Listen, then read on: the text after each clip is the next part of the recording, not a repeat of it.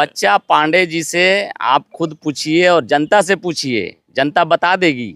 जनता सब कुछ जानती है। बच्चा पांडे जी 5 साल के बीच में उनका विकास क्या हुआ, छोड़ दीजिए विकास मॉडल, कम से कम जनता से मिलना जुलना होना चाहिए। मरे जिए आसन प्रशासन में वो उसका शोषण हो, कुछ भी हो, यहाँ के जनप्रतिनिधि के कान में जो नहीं रेंगती है।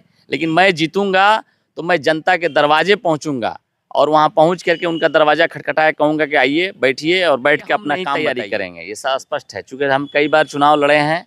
इस बार अगर निर्दलीय लड़ना भी होगा तो जनता लड़ाएगी तब लड़ेंगे, क्योंकि जनता जिसको लड़ाती है जिता देती है। उदाहरण है ब्यास सिंह दुरौदा से, वहाँ जनता उनको लड़ाई, छोड़िए बीजेपी, लड़िए जिताएंगे, जिता दी।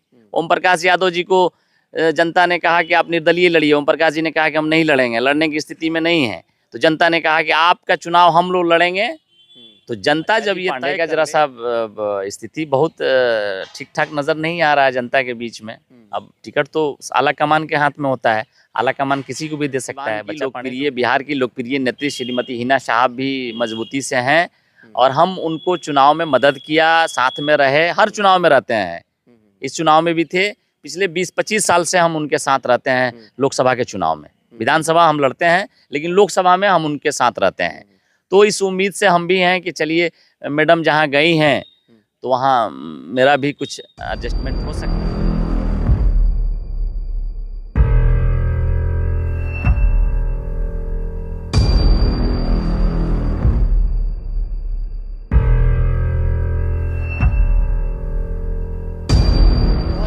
का चुनाव इस बार देखा जाए तो काफ़ी महत्वपूर्ण माना जाएगा।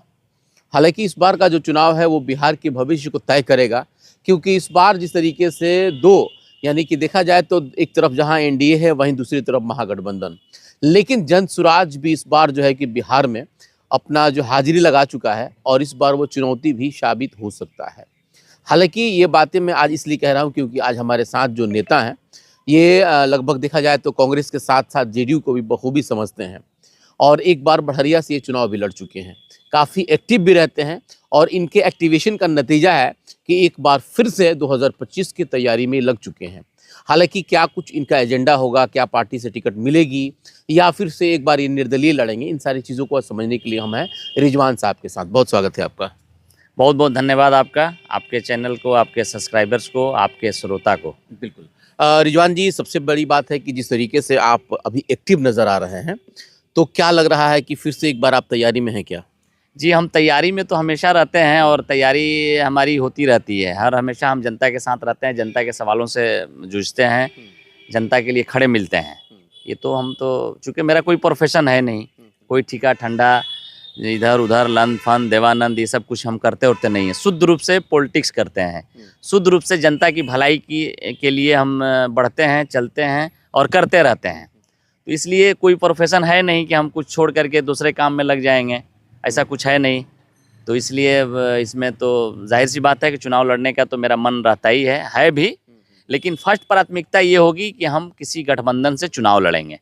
पहली बात तो कि आप कांग्रेस में रहें जी, लेकिन चुनाव आपने जाप से लड़ा जी, अभी जेडीयू की तरफ आप एक्टिव भी रहते जी, हैं, जी। तो किसको समझा जाए कि आप अपनी पार्टी को मतलब किससे आपको टिकट की उम्मीद रखे हुए हैं? आप कांग्रेस से रखे हैं, जाप से रखे हैं या जेडीयू से रखे हैं या फिर निर्दलीय? नहीं, हम महागठबंधन से, चूँकि देखिए सबको चाहिए जिताऊ कैंडिडेट, चाहे वो गठबंधन एनडीए का हो या इंडिया का हो, वो सब लोगों को जिताऊ कैंडिडेट चाहिए। तो जिताऊ कैंडिडेट के मामले में आज भी बड़हरिया विधानसभा में यदि कोई निष्पक्ष सर्वे कर ले तो निश्चित कहीं ना कहीं लोगों के दिलों में इस बार हम हैं। पिछले 25 साल से हम नहीं हैं, 20 साल से हम संघर्ष कर रहे हैं। 20 साल में जनता हमको नहीं स्वीकार करी है, ये सच्चाई है। क्योंकि मैं चुनाव लड़ा हूँ, रिजल्ट मैं अपना देखा हूँ, उस रिजल्ट के अनुसार जनता ने मुझे समर्थन नहीं दिया। लेकिन 2025 मुझे कहीं ना कहीं ये देखने को मिल रहा है कि लोगों में ये चीज़ है कि हम लोगों ने कभी रिजवान भाई को सपोर्ट नहीं किया, रिजवान नेता को सपोर्ट नहीं किया है, लेकिन इस बार हम लोगों को कर देना चाहिए। ये जनता में बातचीत चल रही है। तो ये नीति तो बना के रखे होंगे ना कि हम या तो महागठबंधन की नीतियों में फिट करेंगे तो हमको पार्टी टिकट देगी या एनडीए की तरफ जाएंगे। चूंकि एनडीए में अगर आप जेडीयू से उम्मीद लगा कर रखे हुए हैं तो जेडीयू के ऑलरेडी यहाँ पे दावेदार हैं श्याम बहादुर सिंह। दावेदार तो हर पार्टी में है, इंडिया अलायंस में भी हैं, एनडीए अलायंस में भी है। इंडिया अलायंस का अभी तो कैंडिडेट यहाँ से जीते हुए हैं बच्चा पांडे साहब, वो तो सिटिंग एमएलए हैं, लेकिन फिर भी उम्मीद और भरोसे पर तो आदमी रहता है।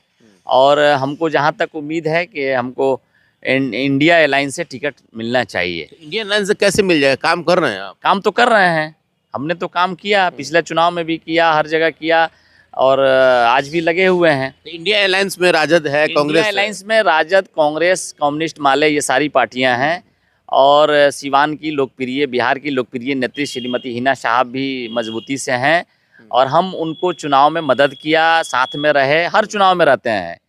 इस चुनाव में भी थे, पिछले 20-25 साल से हम उनके साथ रहते हैं। लोकसभा के चुनाव में, विधानसभा हम लड़ते हैं लेकिन लोकसभा में हम उनके साथ रहते हैं।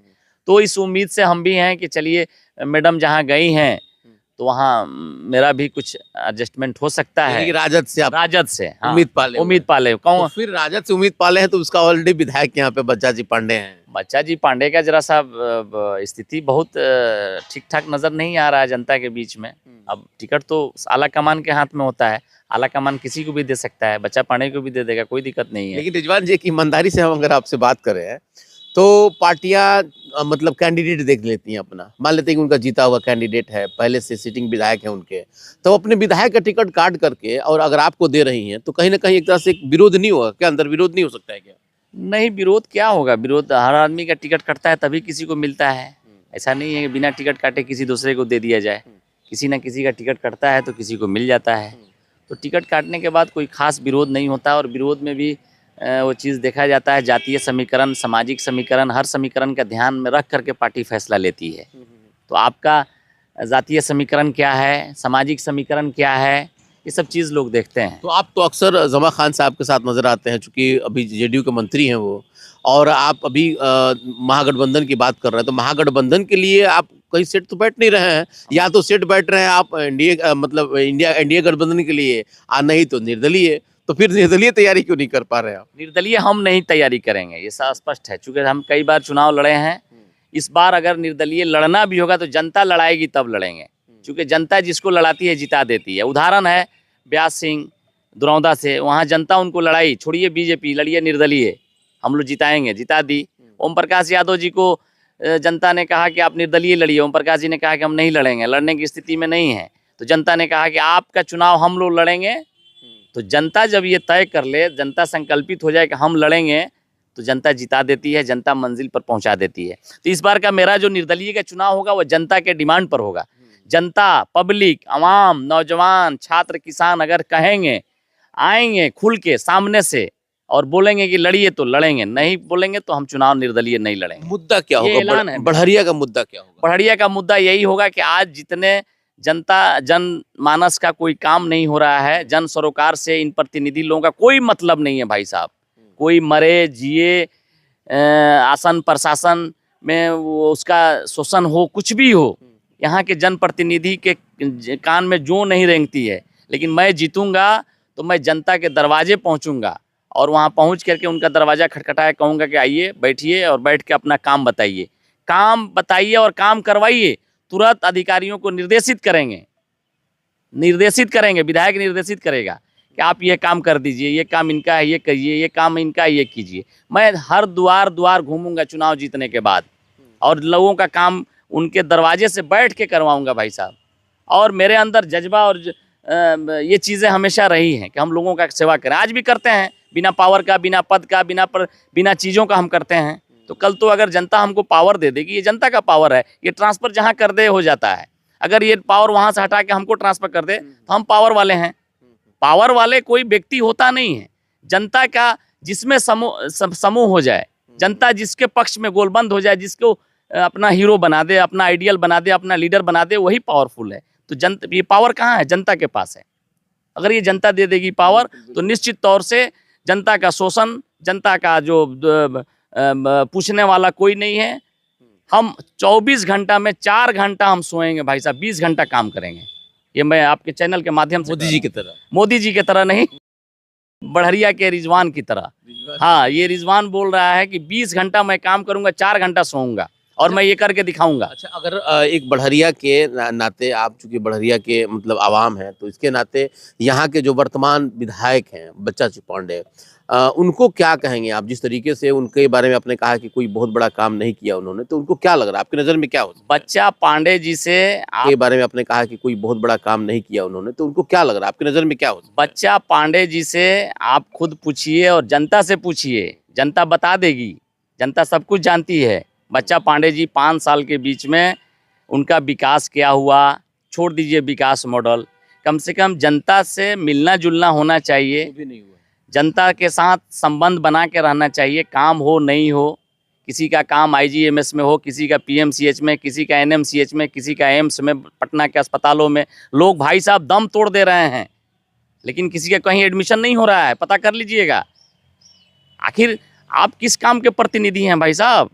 एक प्रतिनिधि का काम है कि अपने जनता के दुख के साथ रहे, उसके दुखते हुए रगों पे हाथ रखे और उसके दुख में साथ में खड़ा रहे। और ये कोई बहुत बड़ी बात नहीं है। किसी को, एक विधायक को किसी सरकारी अस्पताल में मरीजों का इलाज कराना ये बहुत बड़ी बात नहीं है, बहुत आसान चीज़ है ये, लेकिन विधायक के लिए आसान है। और ये नहीं हो पाता है, कोई सेवा नहीं दे पाता है। लोग सिर्फ चुनाव के टाइम में आएगा, लोग डफली बजाएगा और जनता को गोलबंद करेगा गुमराह करके किसी चीज़ों पर, और जनता भी फंस जाती है। जनता भोली भाली है, लेकिन अब जनता नहीं फंसने वाली है। बच्चा पांडे जी से आपको मैं बता दूं कि कम से कम आपने विकास के मामले में तो कुछ किया ही नहीं, बाकी आपको जनमानस में रहना चाहिए। ये कौन मना किया था आपको कि किसी के दुख सुख में मत रहिए, किसी के मरनी जियनी मत करिए, किसी के यहाँ जाइए आइए मत, अपने लोगों से घुल मिल के मत रहिए, अपने लोगों के होली दिवाली ईद बकरीद मुहर्रम रबीउल अव्वल में मत जाइए। किसने मना किया था आपको? आप एक जनप्रतिनिधि हैं, आप लीडर हैं, आपको हर त्यौहार में जाना चाहिए, हर फंक्शन में जाना चाहिए, हर जगह खड़े रहना चाहिए। तो इसलिए यहाँ तो कुछ है नहीं भाई साहब। बिल्कुल बिल्कुल। तो ये बड़ा असर बिल्कुल बढ़िया में देखने को मिल सकता है, जैसे कि रिजवान जी ने कहा। हालांकि रिजवान जी खुद एक प्रत्याशी हैं, लेकिन अब ये देखना है कि आम जनता की जो बातें ये कह रहे हैं, अब आम जनता इसके ऊपर कितना प्रभाव उसका पड़ता है, आम जनता कितना इसके ऊपर गौर करती है, ये देखने वाली बात है। चूंकि 2025 का चुनाव बहुत नज़दीक है और अब ये देखना होगा कि बढ़िया का जो माहौल होगा वो क्या कुछ करवट लेता है। फिलहाल देखते रहिए और बने रहिए हमारे साथ। बहुत बहुत धन्यवाद।